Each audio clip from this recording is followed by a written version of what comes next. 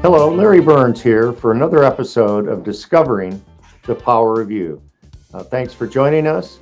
Tonight we have a wonderful guest who's a friend, who is a leading athletic director in the country, and that is Michael Alford. Michael is the Vice President and Director of Athletics at Florida State University, and I first met Michael when he was the AD at my alma mater, Central Michigan University.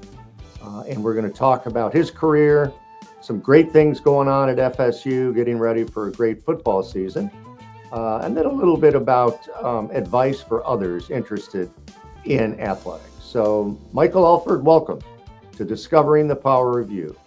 How you doing, my good friend Larry? You doing well? Great. And thanks for doing this. I know how busy you are, having spent 26 years working in higher ed and athletics with my pal Mike O'Brien. I know this is a very busy time. And so thanks for taking the time to do this. Well, it's always, I call it the energized time when getting our student athletes, our volleyball teams back on campus, football started, soccer kicks off here in a couple of weeks.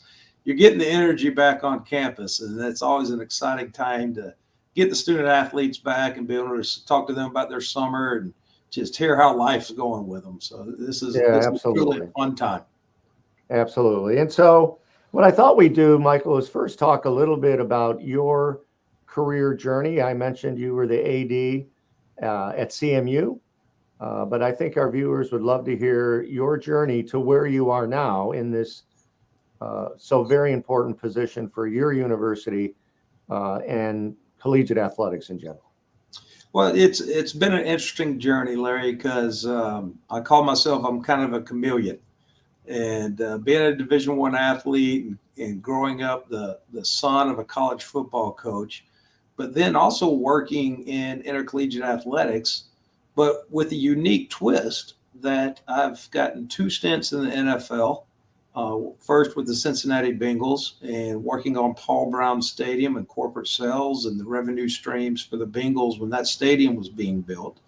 And also later on working for the Dallas Cowboys with the Jones family and working on AT&T Stadium and running the revenue streams through that venue. And then a short stint in Anaheim with the Angels, 1 year in Major League Baseball. So it's been interesting because I bring a lot of unique perspectives from professional sports to the collegiate field. And also working, of course, here at Florida State and fire up chips at Central Michigan University, the pleasure of being the athletic director there. But I've also worked at the University of Oklahoma as working with Joe Castiglione, the very distinguished athletic director, and learning from him. Worked at University of Southern California for a while and worked at the University of Alabama for a while. So I've had some unique experiences, always learning from people around me to prepare me for this position. And I think that I'm uniquely qualified with unique experiences of mixing the collegiate way of doing things, but bringing in a professional mindset of professional sports, and especially right now where collegiate athletics is heading. So it's been a great ride. Been blessed to have a great wife who understands what this industry is about, as she was also a Division I volleyball player and Division I coach, and then having three daughters that are collegiate athletes on the Division I level. So I understand it. I understand what these student athletes go through, having grown up in it and seeing it firsthand. And I understand uniquely what a spouse, having what these coaches' families go through. So it's been an interesting journey to say the least, but it couldn't be a better time than be here in Tallahassee, Florida. Wow, that is quite a journey, and it reminds me of one of the things that I talk to young people about is um, always having faith in yourself that even if you haven't done something before or you haven't experienced something and somebody asks you to do it, to sort of never say no to an opportunity. Correct. And it sounds like you never said no to an opportunity, and it positioned you to the great position that you have now. And I think there's some real value in how you approach things. I 100% agree. When young people are coming to me about careers in athletics, I'm always telling them, one, find a mentor. And I go to the point that I was very blessed and that the people I got to work under and be directly involved with decisions day to day, whether that's the late Mal Moore, who is the athletic director at Alabama, my time there, to working with one of the most well-respected athletic directors in the country, and Joe Castiglione at University of Oklahoma, working for the Brown family at the Bengals, working for the Jones family and getting to see how Mr. Jones goes about daily business running the Cowboys and being on the exec staff. Some of those experiences kind of shaped me, and I was able to learn from each of those mentors about how am I going to change my philosophy or what my philosophy is, maybe tweaking it a little bit to match that experience that I had. And it's always about taking opportunities. When I get an opportunity presented to me, I'm a lifelong learner. How is that going to assist me in growing? How is that going to make me a better professional in this industry by going to that opportunity? What am I going to learn from it? And who am I going to learn from? And it's always about preparing yourself to one, get those opportunities, but when you get them, go take advantage of them and learn, and then also make a difference in whatever your position is at the time. Exactly. And you also still have the ability to interact with people. I know when I was at the Children's Foundation, and we partnered with CMU and athletics, you were always so friendly and cordial and a wonderful partner. President Davies joined our board, and it was like a family relationship with CMU. And a big reason for that is you. I mean, you just have the ability with all of your experience to still befriend people and deal with them in a very appropriate way. So I commend you for that as well.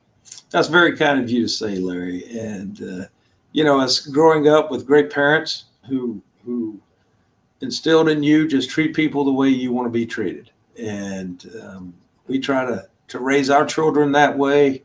And I say we, because Laura does the most of the raising of our daughters with my travels and being gone a lot. But it's about just treat people the right way. I learned from Ben Sutton, who ran IMG, who I was able to still call a dear friend and work for.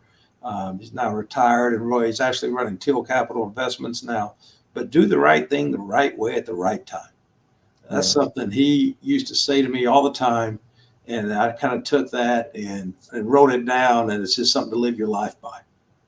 Well, you certainly are. And so it's been a pleasure working with you. And the fact that you're doing this in this busy time is just sort of exemplifies how you deal with people. So thank you.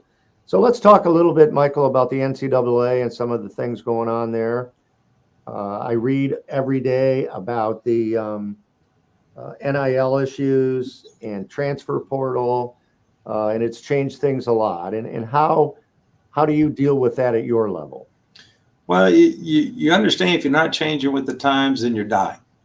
And it's something we look at for our industry, or let's say Florida State. For us to grow, we have to acknowledge what's coming down the road. We have to forecast when tipping points are going to be within our industry, and make sure we're prepared for them and prepare internally to make sure that we're able to have success. With NIL, interesting fact on that, this goes back, Larry, when I was at Central Michigan, the ADs in the country asked me to come lead that and represent the Athletic Director Association. So I worked closely with the NCAA, and myself and my co-chair, Mike Hill, who is an athletic director at UNC Charlotte, to prepare the guardrails, to talk about third-party administrator, to talk about measuring fair market value before this law went into place, that we could set up guardrails and have some consistency. Well, that didn't happen. And now you see the NCAA talking about the exact things we presented in 19 as an industry that we felt needed to occur, so we can make sure that we're ahead of that law taking place, so there could be some structure to it. So it's always seeing what's coming in the future and understanding what's the latest trends in our industry, and making sure how are we setting up to have success. I think we do it better than anyone. I mean, one of the first things I did of becoming athletic director was to hire JP Morgan to come in and look at all my revenue streams, forecast where we're going to be in the future, look at various, I call them events that we knows happen. The NCAA basketball contract goes back out, the tournament goes back out a bit. Some tipping points events revenue wise that we know are coming, and we have our financials and different models all the way out to 2043. That allows me, as these situations come in our industry, to make uniformed or informed decisions with where we want to go put Florida State and what decision is going to best suit us. But without that information and modeling ahead of time, you're not going to make the proper decision for FSU. So we really work hard at seeing what's coming, what trends are coming, and making sure we're putting ourselves in the best position to be successful. Absolutely. And I think that's where some of your professional sports experience really came into play, and looking at the athletic department as a major financial element of a flagship university. I mean, it's a business. It's an entertainment business, but it's a business. And your experience with the Cowboys or the Bengals or any other professional team, I think certainly prepared you for the position you have now and the way the NCAA has changed so very, very much.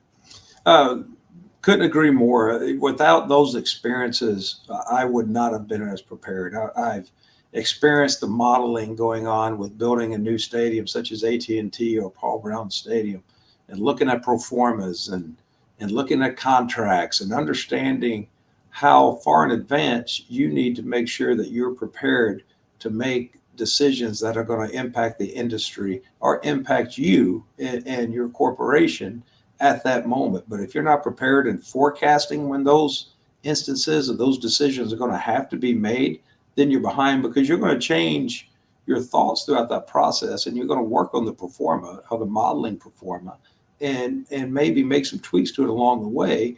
But you also can forecast where you're going to be to help guide those decisions. Yeah. So let's talk a little bit about the upcoming football season, if you don't mind, Michael. I know you have a Heisman Trophy candidate in Jordan Travis, who had a great season last year. And I know he has a very strong, big wide receiver or tight end, I guess, that he can look to when he needs to. And so how do the Seminoles look this year? They're looking great. And I'm going to touch base on Jordan. I mean, he is a Heisman Trophy candidate. And you talking about someone, Larry, kind of what you mentioned earlier, someone who took on adversity early in his career. He originally signed at a different institution. He's from South Florida, came back. Childhood love was Florida State. His brother actually played baseball for us and played for the Toronto Blue Jays.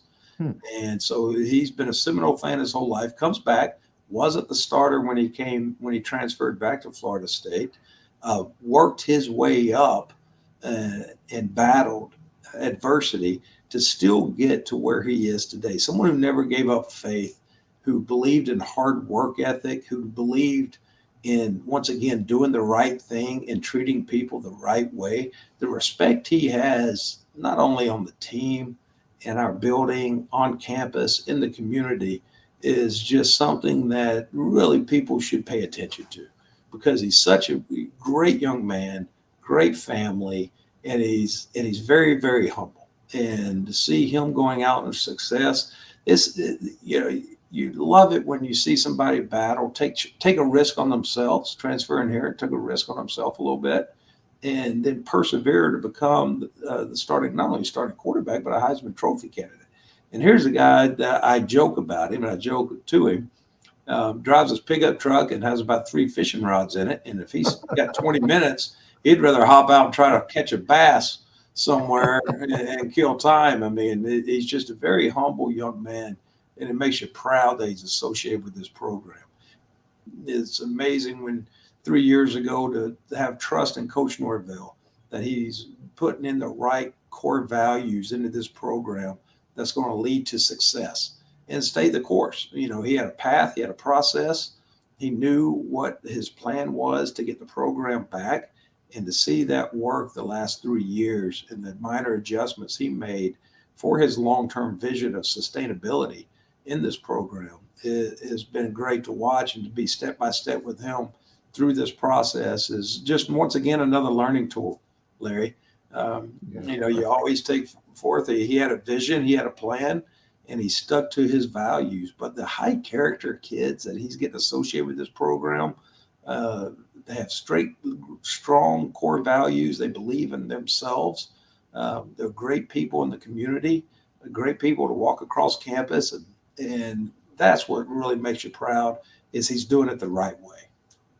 I can't wait to watch him this year. And now living in Florida, I'm certainly a fan, still a Chippewa fan. Right. But I now live here, so I'll be looking forward to watching him and the whole team. And how about other things going on in athletics at FSU from a standpoint of the Olympic sports, as we called them when I was in higher ed?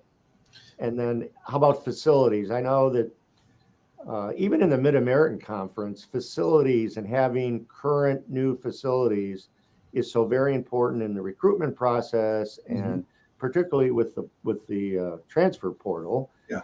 So what are some of the exciting things going on at FSU? Well, and I want to touch base real quick, Larry, and I failed to mention earlier, I'm 100% in favor of the transfer portal. I think it's a great thing for student athletes. They're making decisions based on a 17, 18-year-old, and they may go to a school and find out, they want something different. This is not the place they want to be. So I'm 100% in favor of the transfer portal. And to touch base on your latest question, that's something that Florida State takes a lot of pride in. We were an all girls institution for the longest time, up until a little bit after World War II. So to see how well we do in our females athletic sports is something we take a lot of pride in. Softball got one of the nicest venues, the greatest coach, Lonnie Alameda. And once again, I go back to her involvement with the team and just how great they are. But her core values in the program, how active she is in the community. They finished second in the country this year, runners up to the national championship. And they're a power every year. And she does it because she attracts great young women of high character to come here. And we're very proud of that program. Women's soccer made it to another College Cup, the Final Four last year. And they're always pushing to win a national championship, won it just a few years back. And that's something we're very proud of. Beach volleyball got beat in the semis last year and made it to the championship game and got beat in the finals the year before. Indoor volleyball, constant competitive top 20 program. Swimming and diving does an unbelievable job. Women's golf just finished 8th in the country.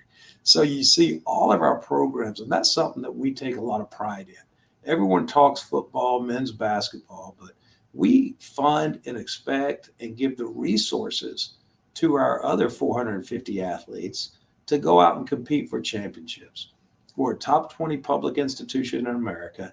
And I always talk about that I want them, and I stole this a little line from President Davies and I up at CMU. We want a degree in that left hand from a top 20 public institution and a couple of championship rings on the right, because that's what we're here to do, is to guide and mold and provide these young men and women the resources that they're going to have the most meaningful time. And you hope you had an impact in guiding them to do the right thing so they can graduate from here, go compete for a meaningful job, but more importantly, be great stewards in their community and really represent this university and these programs well. And that's something all of our coaches do an extremely good job at, is understanding that the mission of this university is education. And we educate some unique ways, but we prepare these young men and women to go be successful after college. Yeah, and I do firsthand know how important it is to have a person like you in your position, because when you're hiring new head coaches, particularly, looking at the core values of that individual and knowing that they will influence the people they recruit, but also many of the trainers and things of that nature. So it all starts with you, and I know you're doing a wonderful job. And so a lot of what I'm hoping this podcast does is it sort of talks to young people that are looking for direction in their life. You talked about resilience. You talked about making decisions. And I think resilience is extremely important because we all have obstacles in our life from time to Mhm. time, and being resilient is going to keep us on the right path. But so if somebody's maybe 30 years old and they've worked in athletics, maybe they've worked at Learfield or Mhm. IMG, and they're looking to someday be an athletic director, what are some of the key thoughts that you might have for those individuals? I would say always believe in yourself, Larry. That's very strong that you can believe in what you're doing is the right thing. We talked about it earlier. Be willing to take chances. Be willing to identify an opportunity where you can go make a difference. And that's something that I always tried to do was identify opportunities that were presented to me that I knew my skill set would be have an impact, that I could go and have immediate impact and get that organization in a better place. And that's something that I take a lot of pride in. And I talk to people here on staff, like be willing to take risks, be willing to go to it and move across the country to take an opportunity that you believe in yourself fits your skill set and you know you can go be successful. And I think that's the biggest hurdle that young people get in when I talk to them about this industry is that they want to stay in a certain area or go a certain route. I started a GA-ship program um, and at Central Michigan, Larry, and we're starting it here where we take young men and women and really let them experience different fields in collegiate athletics. They may be in compliance for 6 months while they're getting their master's, maybe the business office, and maybe sport administration. And then the last year choose and say, what do you want to concentrate in? Well, I want to concentrate in marketing. Okay, well, last year we're going to put you in marketing and then we're going to place you. And I stagger and have only 3 of them at a time, but we got 100% placement into this industry. And it's about giving them experiences where they can learn the business. And that's something I talk to our, our, our students all the time. Like, be willing to go learn, even though you're in marketing, go learn what goes on in the business office. So you're better prepared for those discussions. Don't get siloed in your industry. Be a lifelong learner and go out and learn. Somebody wants to work in facilities. Go around and learn. And I drag people because we mentioned facilities earlier.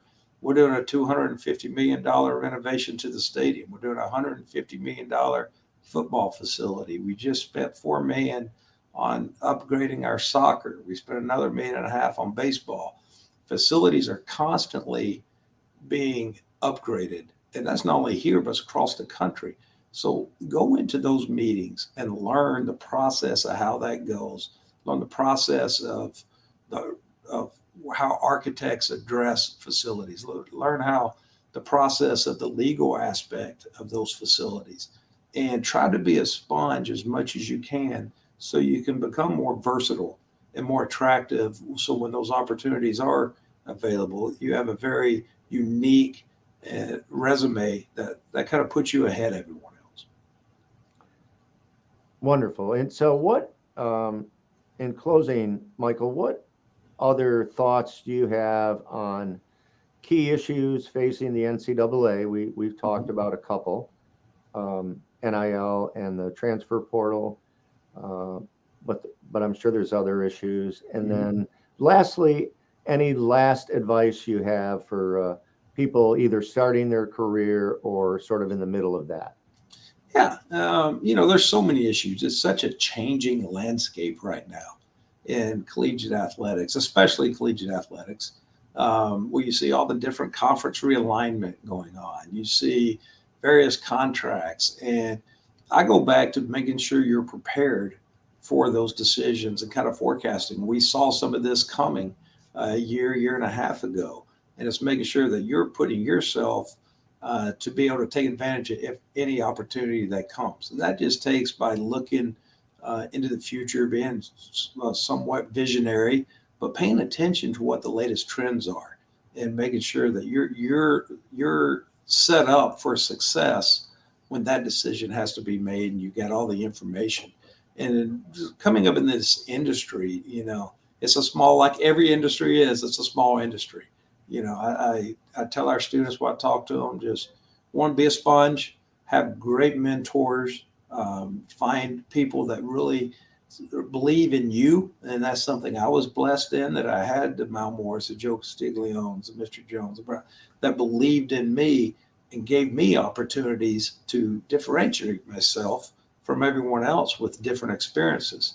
So find mentors that believe in you and really work and alongside of them, and don't be afraid. I still have mentors today. If I'm coming up on a decision I need to make, I want as much advice as I can get from people who may either experienced that before or just want to drill me down to my core values. And any decision I make, I try to stick to my personal core values. Is this going to, and what impact is this going to have on the student athlete? I was meeting with some volleyball recruits here, and I told them every decision I make is what is the impact. At the end of the day, you drill down, what's the impact on the student athlete? And are we making sure that we're taking care of all their needs moving forward? So it's an exciting industry. It's exciting times to be here. You mentioned earlier what a business it is, Larry, because it is very much. I mean, the complexity of it, a lot of people don't understand when you're dealing with compliance issues and medical issues and legal issues that come across your desk, health and personal safety issues that I deal with on a daily basis, contracts, coaches' contracts, make yourself you're competitive, everything that marketing, everything that comes across is such a great industry because it is a very complex industry. And you get to learn and learn a lot about different issues. Absolutely. So your advice, which is great advice, reminds me of my friend Bob Bodine. I assume you know Bob. Yes, he's one of the all-time greats. The power of who? Yes, and so I sort of asked him if I could use that power of who to turn it into the power of you about personal branding and. But one of the things he wrote in his first book, The Power of Who, was creating a personal board of directors. Yes. Which includes maybe a lawyer, an accountant, a clergy, a friend, a relative. And it sounds like you have a nice personal board of directors that you have relied on and still do to this day. Larry, that is a great point, and thanks for bringing it, because that is a great book. And Bob is such an influential person across the country, but I call him a friend. And he's meant a lot to me in helping. That book helps guide. I hand that book out. I got a stack of them in my office that I hand out to people every once in a while if I feel like that could help them and guide them, especially people just getting started in this industry. But it's very important to have those mentors and those people who can help guide you in your decision-making process. And he's a great one. And if anybody ever has a chance to get one of his books, so follow him. It's worth every minute of it. Yeah, I'm gonna ask him to be on the podcast. Hopefully he'll like you, very busy, that he'll take the time to do that. And so his other book, Two Chairs, is just an amazing read. And I noticed he was just on the cover of the Dallas magazine. He was given some sort of award for either citizen or something of the year. So that was kind of fun. Not surprising. Yeah. So Peter Giannopoulos, our mutual friend, I still talk to him. He thinks the world of you. He thinks the world of CMU and the Children's Foundation. And it was just another friendship that you and I had in common. Yes. And so I know you talked to him, but he said to say hello. He and Cassandra are two great people. and just what that family means to the Detroit area, the Michigan, and how they stay involved in making a difference in that community. Something that I really admire with him and his family, and they're just lovely people. And it's, once again, Larry, like you surround yourself with people who have the same core values or high core values that they're going to make you better. And Peter and yourself and Bob, I mean, that's just people that if you're around, they just make you better. And surround yourself with those type of people. And I'm blessed to be able to call all you friends. Well, thank you. And well, thanks for being on The Power of You. And we appreciate it. I'll be watching the football season and the other sports as well. And most of all, thank you for your friendship, Michael Alford. And you're doing a wonderful job at Florida State University. Thank you, Larry. And I'm looking forward to getting you to Tallahassee for a game this year. Absolutely. So you just tell me when you're coming. All right. Count me in. Thank you. Thank you. Thank you. Go Noles. Absolutely.